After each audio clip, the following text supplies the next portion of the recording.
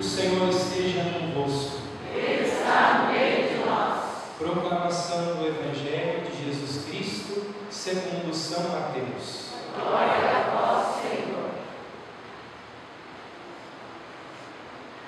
Naquele tempo, quando Jesus entrou em Cafarnaum, um oficial romano aproximou-se dele, suplicando: Senhor, meu empregado está de cama lá em casa, sofrendo terrivelmente com uma paralisia. Jesus respondeu: Vou curá-lo. O oficial disse: Senhor, eu não sou digno de que entres em minha casa. Dize uma só palavra e o meu empregado ficará curado. Pois eu também sou subordinado e tenho soldados debaixo de minhas ordens.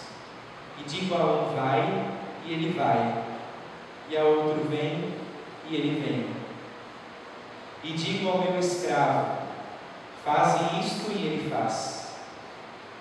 Quando ouviu isso, Jesus ficou admirado e disse aos que o seguiam: em verdade vos digo, nunca encontrei em Israel alguém que tivesse tanta fé. Eu vos digo, muitos virão do Oriente e do Ocidente e se sentarão à mesa no reino dos céus, junto com Abraão, Isaque e Jacó. Palavra da salvação. Glória a vós, Senhor. Podemos sentar.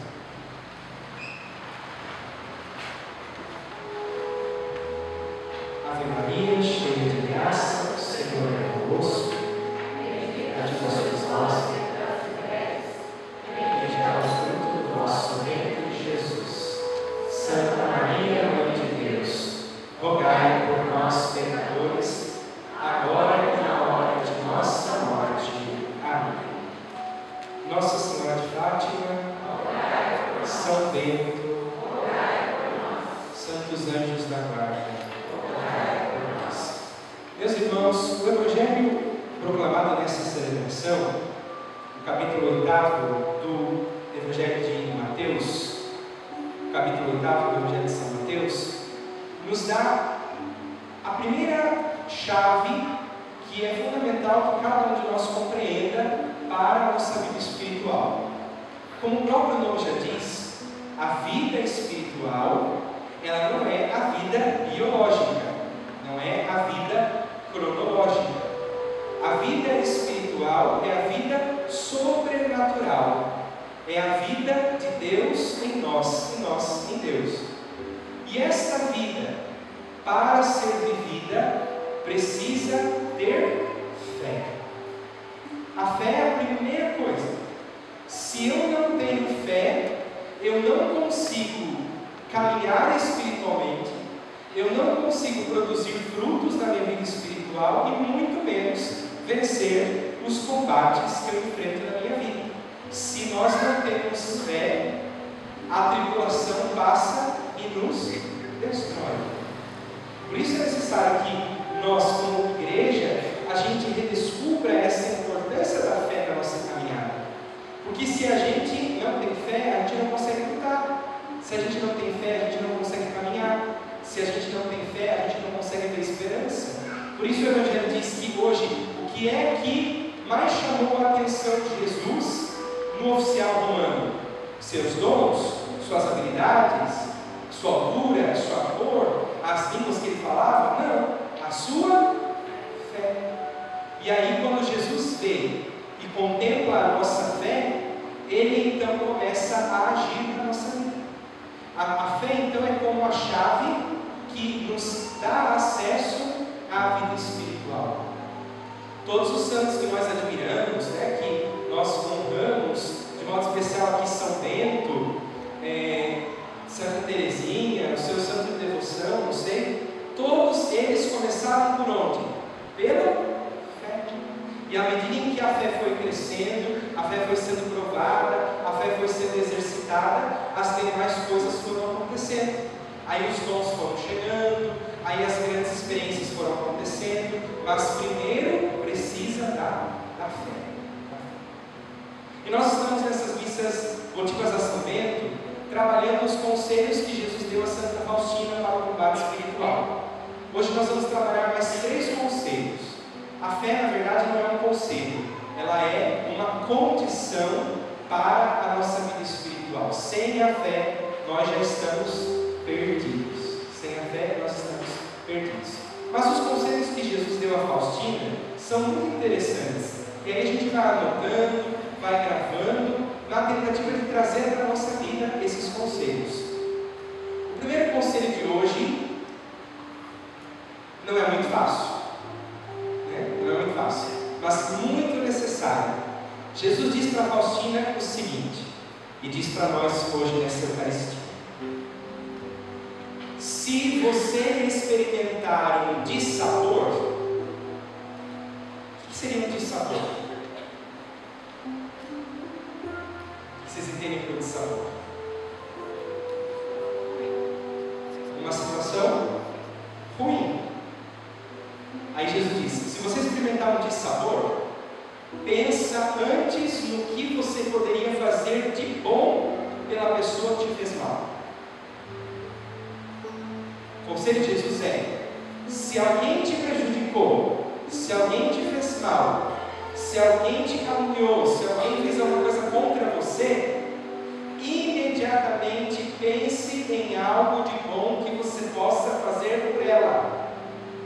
Por isso eu disse que não é tão fácil, porque a nossa humanidade ainda vive a lei de Italiano, olho por olho, dente por dente.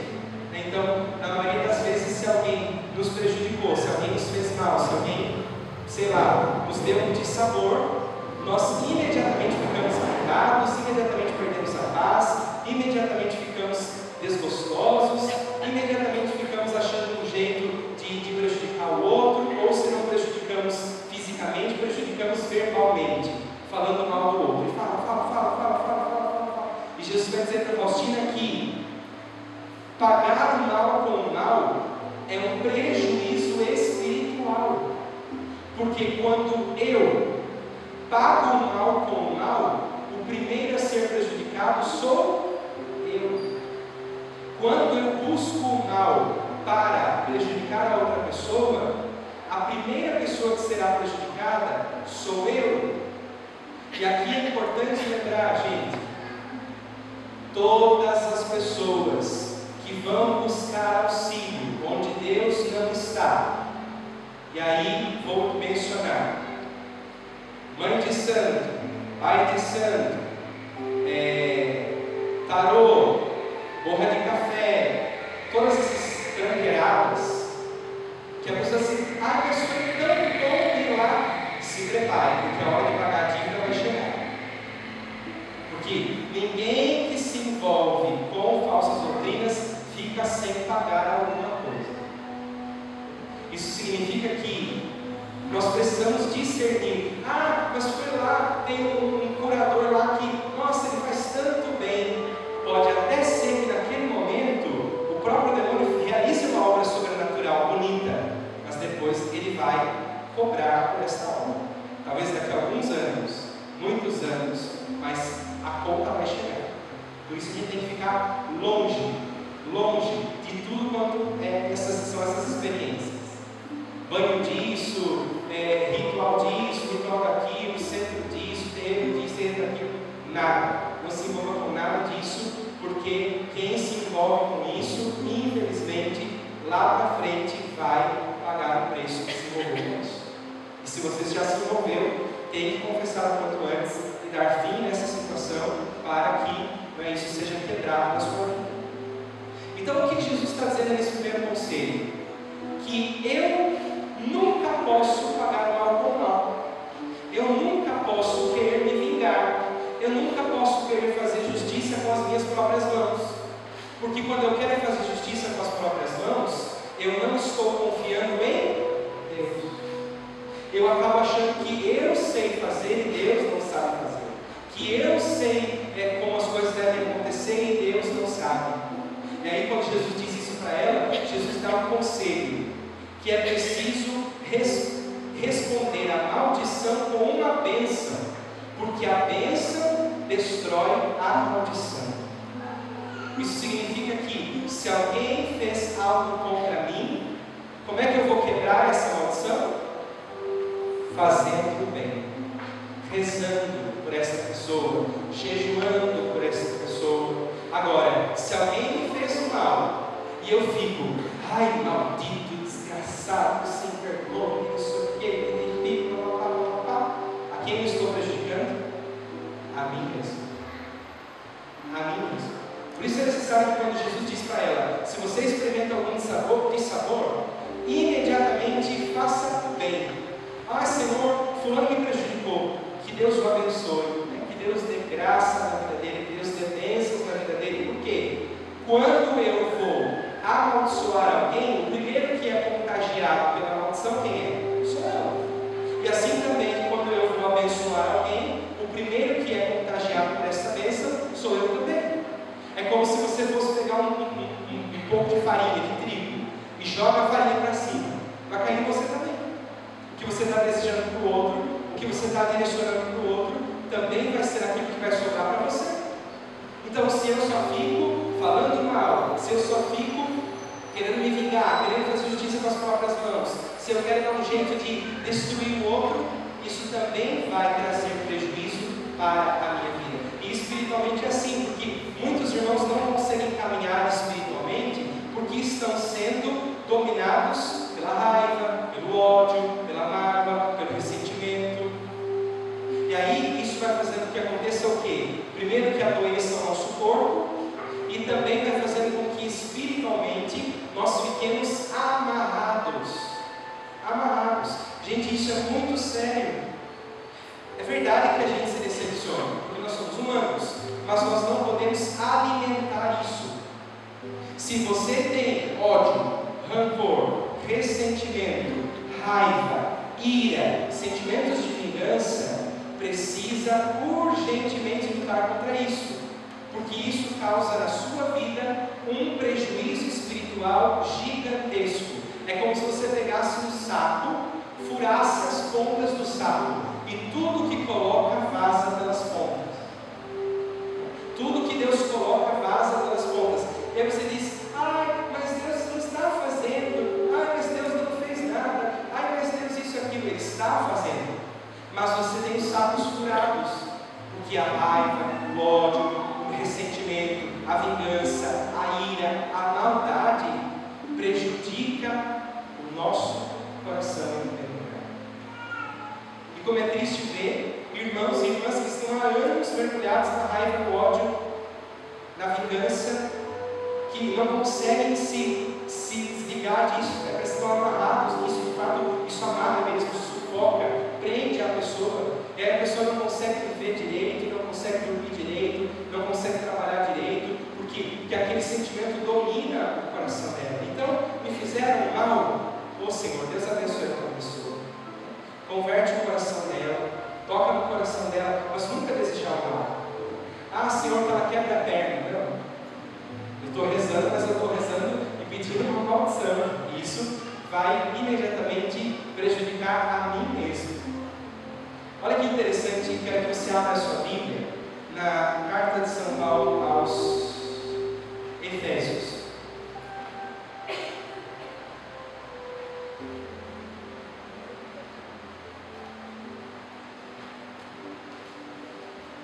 Efésios capítulo 4.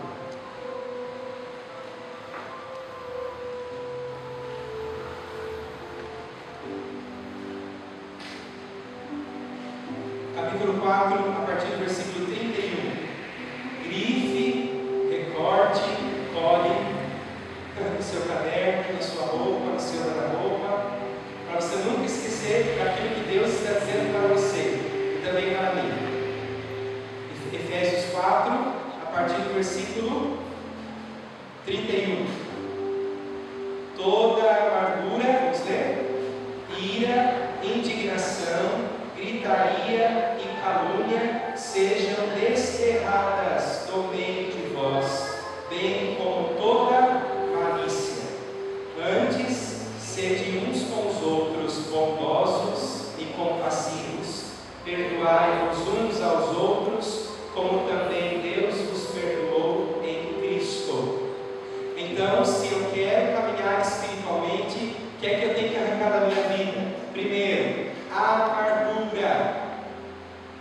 Segundo, ira.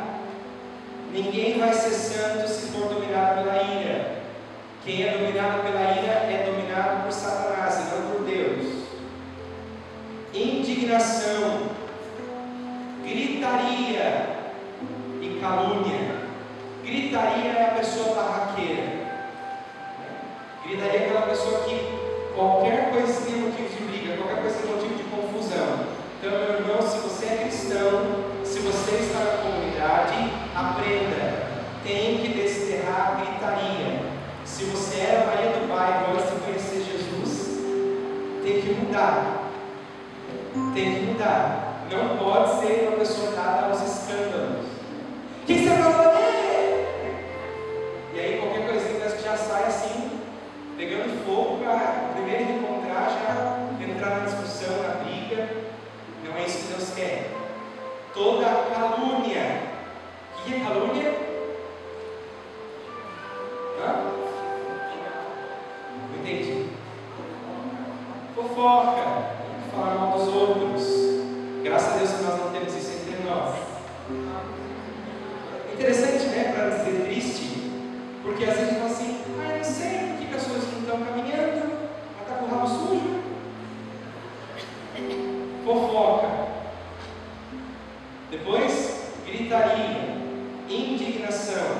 Quantas vezes na comunidade os irmãos estão assim: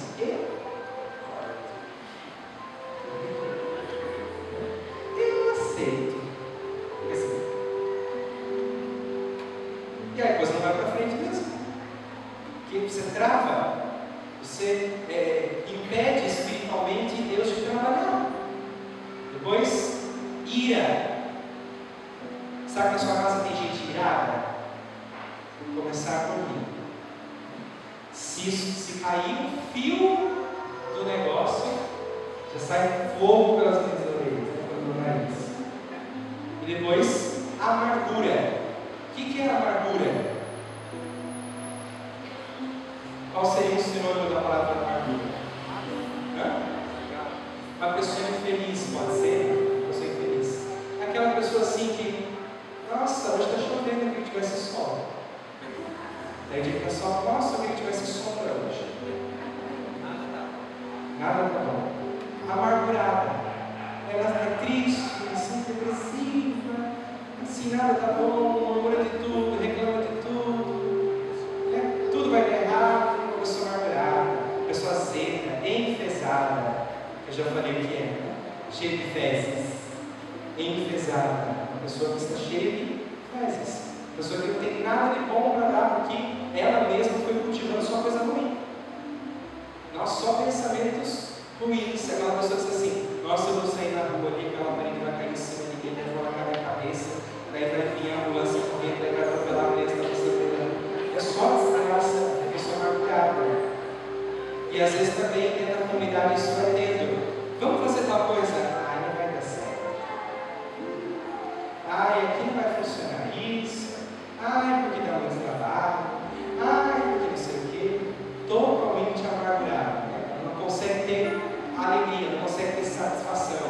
Não consegue. A pergunta que eu faço é: essas coisas estão presentes na nossa vida? Sim ou não? É por isso que espiritualmente a gente não caminha. Porque a ordem é, no versículo 31, tudo isso tem que ser o quê? Desterrado do meio de vós. Desterrado, arrancado com raiz e tudo. Senão as coisas não vão produzir fruto. Senão a gente vai ficar patinando e não vamos sair do lugar. Quer ver, por exemplo, um testemunho da vida dos santos, muito ligado ao sabor?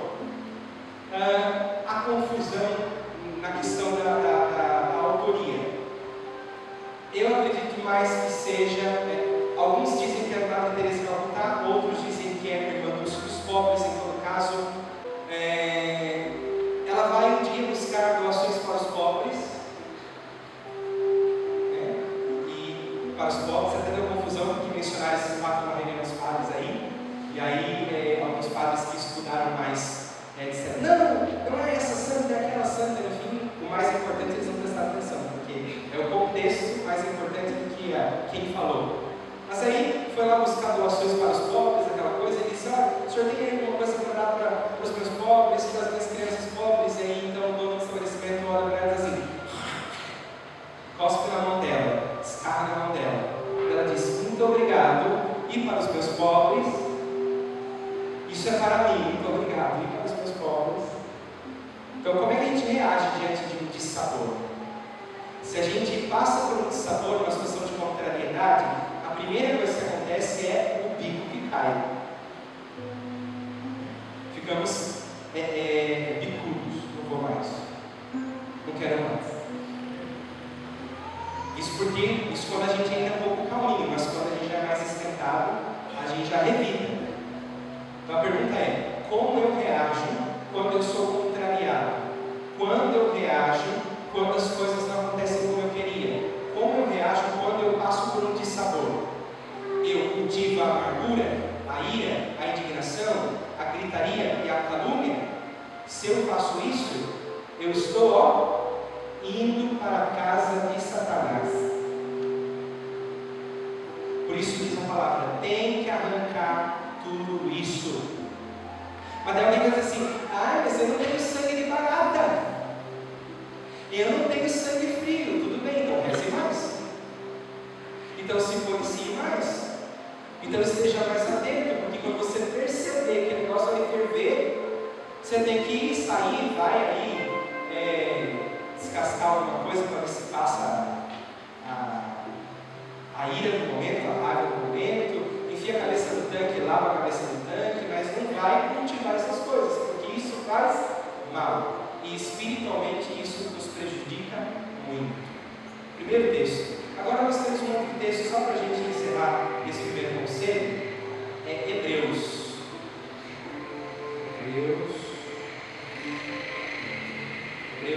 12.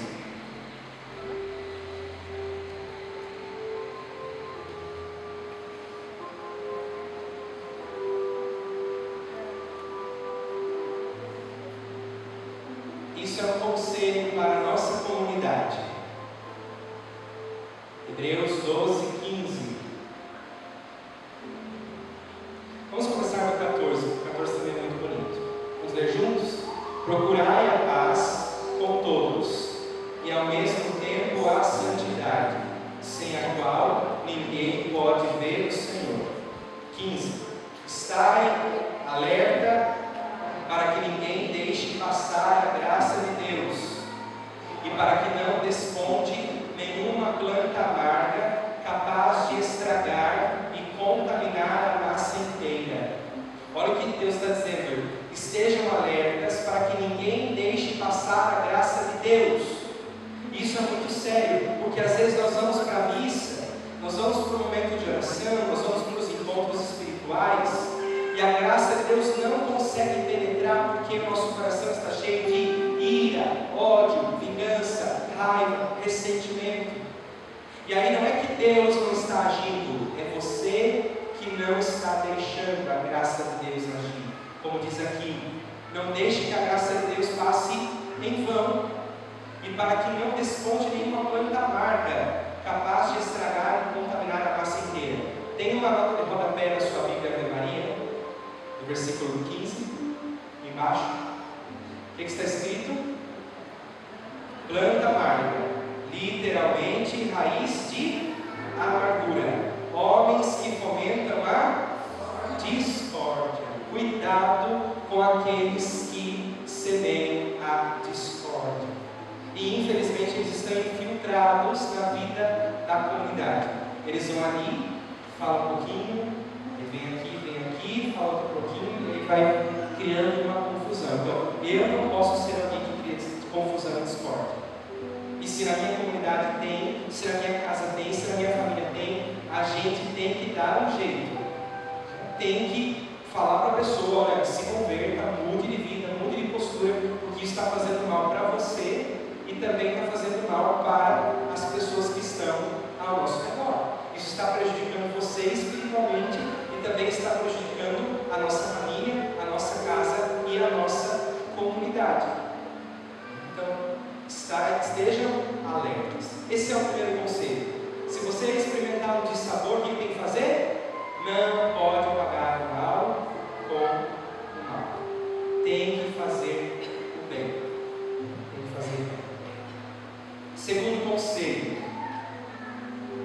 Acho que para os nossos dias, talvez para a época de Santa Faustina, talvez não era tão difícil assim. Mas eu acho que para o nosso mundo, para a nossa realidade, é um conceito difícil. Evite a dissipação. Evite a agitação, a perturbação. E aí, o material que eu estudei para preparar isso diz da alma faladeira, a língua solta, que fala mais que o oratório. Porque espiritualmente isso prejudica, porque quem fala muito escuta pouco, e quem escuta pouco erra muito. Esse é o caminho. Quem fala muito escuta pouco, quem escuta pouco erra muito. E é preciso que nós estejamos atentos a isso, porque é que, infelizmente, muitas vezes na missa nós ficamos, fala com o outro, cutuca o outro. Por quê? Porque nós estamos sendo tentados e não percebemos. E alguns são o próprio demônio sentado no banco da igreja. Porque aí ele fala, viu fulano, isso aqui é fulano, viu ciclano, isso aqui é ciclano, viu Beltrano, isso aqui é Beltrano. Que está ali para quê? Para tirar a atenção. Então, se você tem um demoninho sentado do seu lado, para ele, sai Satanás. Sai Satanás, porque você está me prejudicando espiritualmente. Por isso que eu fico bravo e falo, gente, sentem os bancos da frente, gente, silêncio, gente, não andem, gente, não conversem. Por quê? Porque todas as vezes que a gente fica agitado, a graça de Deus não penetra. Todas as vezes que nós ficamos perturbados e fica e olha, tem 8 vídeos ali, tem 1, 2, 3, 4, 5, 6. A graça de Deus não penetra. E depois você fica, eu não sei o que está acontecendo, eu estou meio frio, eu não sei. Mas você está lá e não está. Você fica vendo se o fulano do seu lado tem joanete ou não tem joanete, se pintou o cabelo, se não pintou o cabelo, se toma banho, se não toma banho, se são 9h25 ou 9h30, se o padre já falou 10 minutos ou 15 minutos. E aí Jesus diz, evite a dissipação. Porque quanto mais perturbados, mais agitados, mais inquietos a gente fica, a graça de Deus não consegue trabalhar no nosso interior. Então é necessário que a gente guarde a língua, guarde a nossa agitação. Nos momentos de oração, quanto mais quieto eu estiver, melhor é para que a graça de Deus trabalhe dentro do meu coração. E para nós é um perigo, né? Porque nós somos ligados no 220. Nós estamos conectados a 500 coisas ao mesmo tempo. E a gente assiste televisão, come, passa roupa, lava, faz isso, faz tudo ao mesmo tempo. E aí na oração também a gente faz assim, a gente pega a Bíblia, abre a Bíblia, já está no celular aqui, daí já está com a música tocando ali, já está não sei o que acabar tempo. Está perdendo tempo. Por quê? Uma alma dissipada, uma alma faladeira, que tem a língua solta, que não consegue se concentrar, que não consegue ficar em paz, ela dificilmente consegue progredir espiritualmente. Aí você vai perguntar, mas o que é que eu tenho que fazer para eu conseguir ficar mais inteiro na oração? Alguns conselhos. Se você é muito agitado, né, se você é muito e vai para a missa, tem que chegar pelo menos 40 minutos antes. Sentar no banco e ficar quieto, mudo e calado. Não adianta ficar aqui e vai para lá, e vai para lá. Não adianta. Se você é agitado interiormente, tem que sentar muito, chegar muito antes. Seja na sua oração pessoal, seja na oração do Santíssimo Sacramento ou na missa. Tem que ficar quieto, desligar o celular, ou melhor, até vir sem, porque ninguém vai ligar para você aqui na missa, a não ser que você tenha algum doente na sua casa. Porque tem gente que é tão cara de pau que tem a coragem de pegar o celular no meio da missa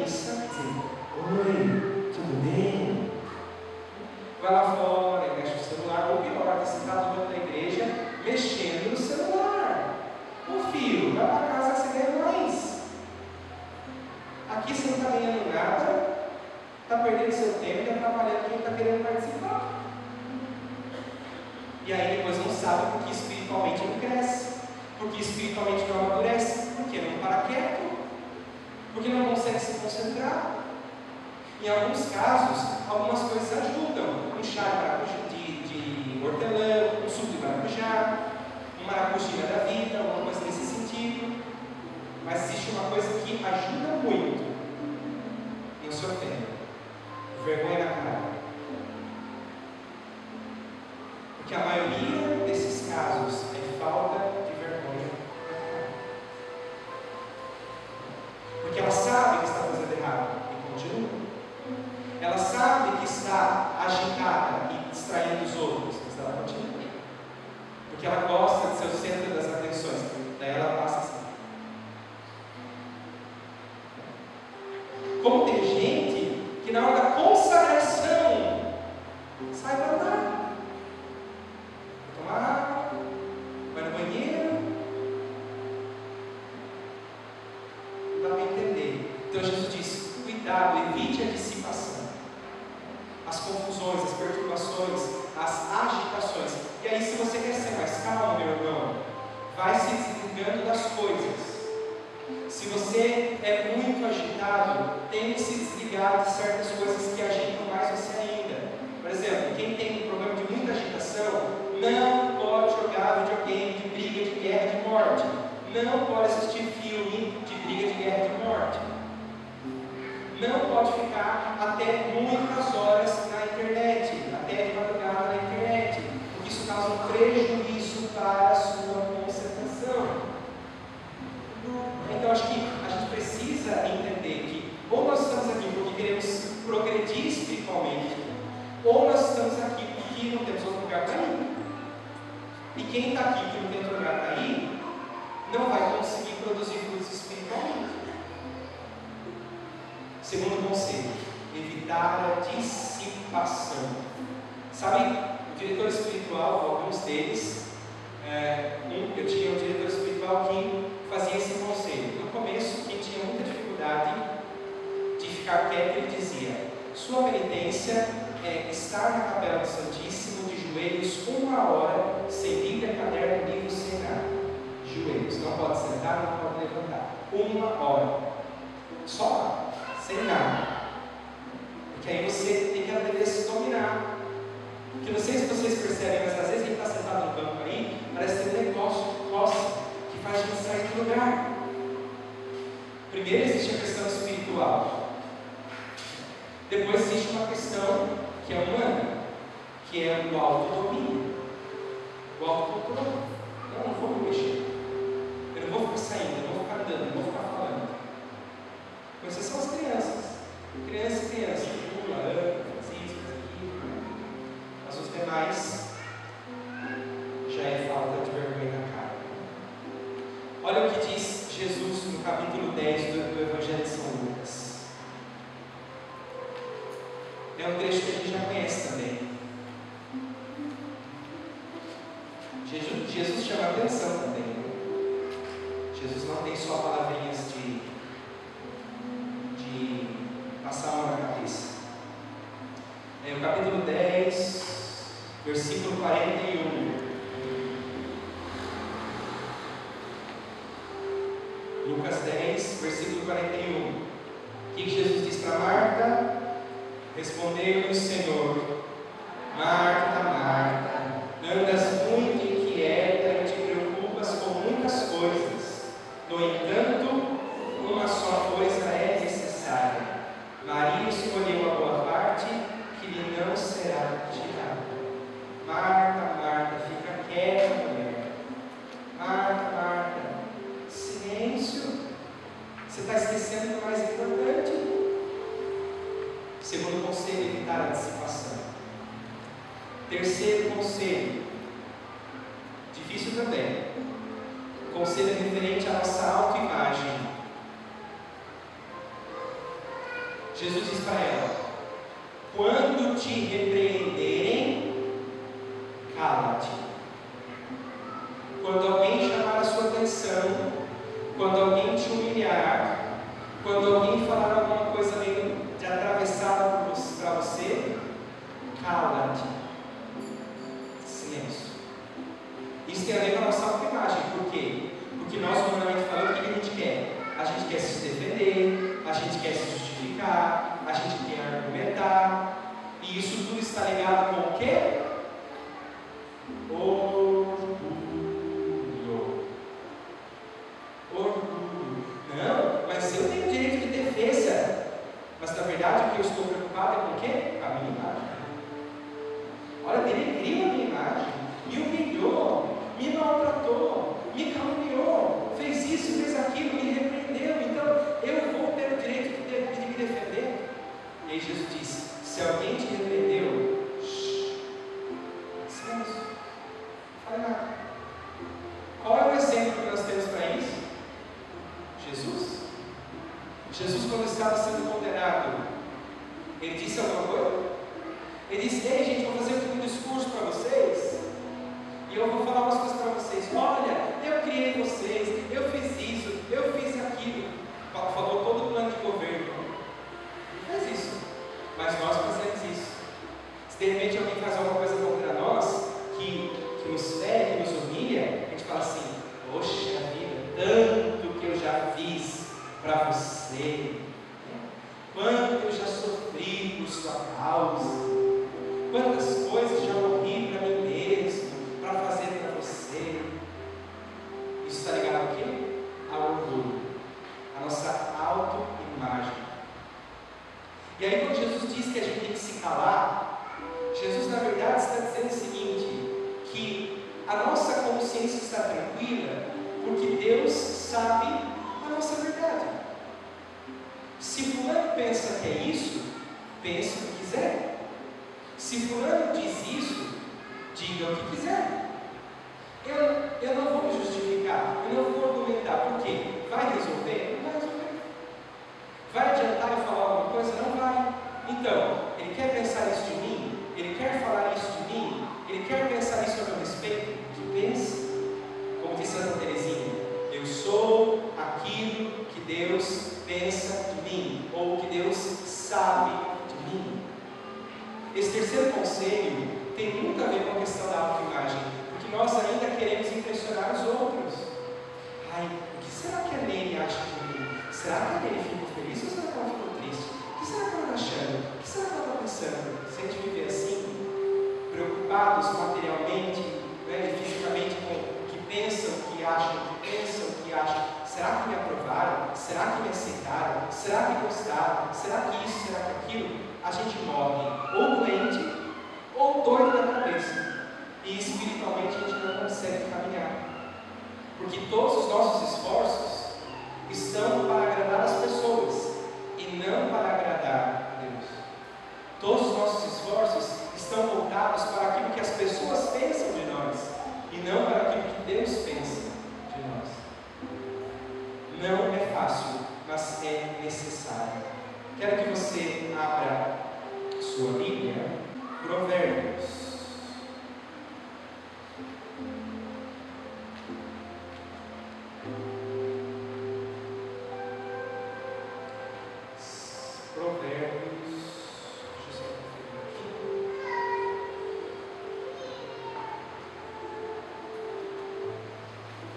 Que é uma resposta para nós.